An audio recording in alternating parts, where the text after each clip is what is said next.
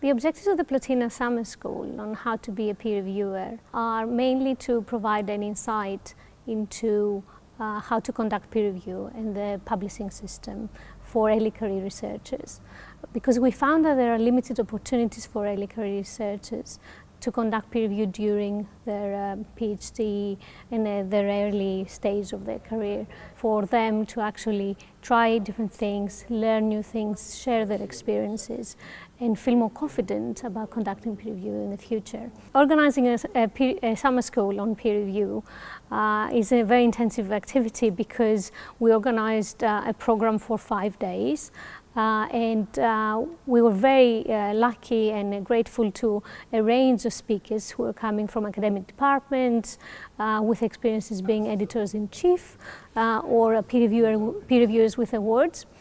But also we had a lot of speakers from publishing houses, big publishing houses like Elsevier or Springer Nature, and they were crucial in actually providing their long year experience on how to be peer reviewers to early career researchers. I think the benefits, first of all, start from the opportunity to be here, to learn from people like yourself, to learn about really important practices in the context of a safe and supportive space, to learn about crucial concerns for peer review, like specifically talks that you're going to have on gender and intersecting with race, because these are the social issues that affect us and inevitably affect the peer review process.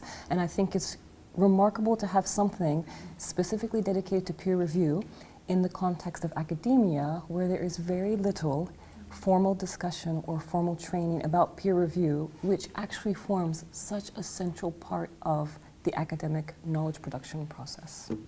Teaching it or training of how to peer review is something which is lacking, particularly for us as early career scholars.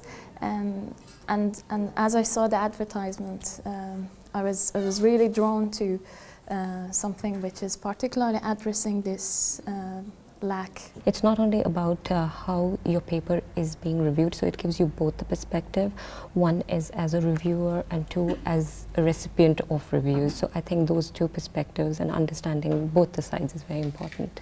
I think the first thing is to realise that everybody is a recipient of bad feedback actually from time to time, because when you're an early career researcher you often think that you've got this bad feedback and maybe you shouldn't even have submitted it, but what you don't realise is that everyone else gets it too.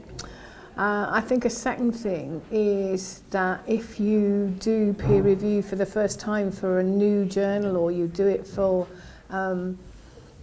it could be a conference that actually you try and find someone you know who you respect. It could be a former supervisor, it could be a PI in a project, it could be a colleague, to have a look at what you've written to see if they think that it's at least kind of politely written and is clear in what you're trying to do.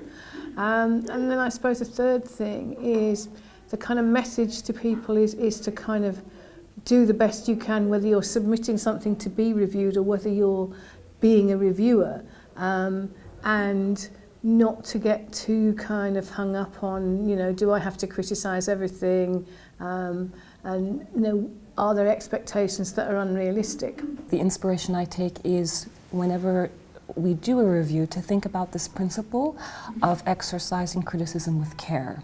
So it is possible to be critical in a way that's constructive and in a way that is supportive and developmental and shows care.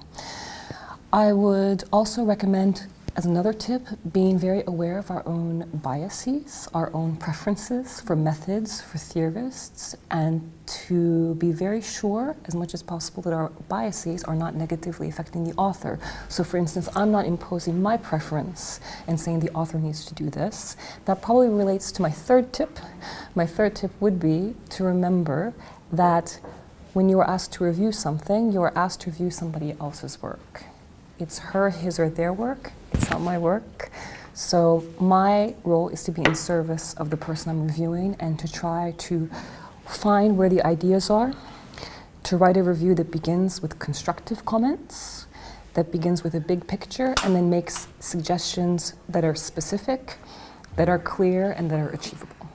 Do the peer review the way that you want to receive peer reviews, or treat and the kind of article that you're given, the way that you want to be treated. I think the fact that we should have in every university a kind of a peer reviewing training or peer reviewing session is very important, particularly in research. So I think it could start even earlier, even as postgraduate students, where we start, take small steps in understanding what peer reviewing is more about as a formal part of our academic process. I think that's what would they hear.